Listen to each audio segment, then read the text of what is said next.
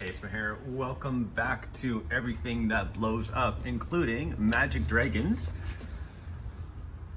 So we're going to take a look. This is, of course, from my friends here at Kaboom Fireworks. It's described as 25 crackling floral bursts in violet, aqua, and lime, up to 25 meters. There's the back. Good old Canadian consumer fireworks.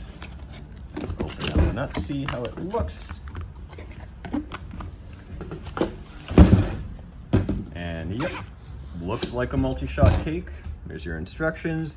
Shoots bursts and stars up to a height of 25 meters. Sounds about right. Make sure everyone's 50 meters away. There's the fuse.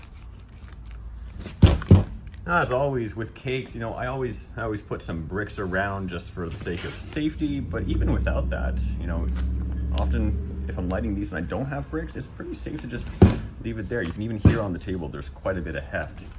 This one's quite heavy. Not too sure what the weight on this one is though, but we're gonna go light that one off. Let me put this away for now. And when it gets dark, we shall see what it goes like. Magic dragons, let's go. I'm gonna start running this way because it's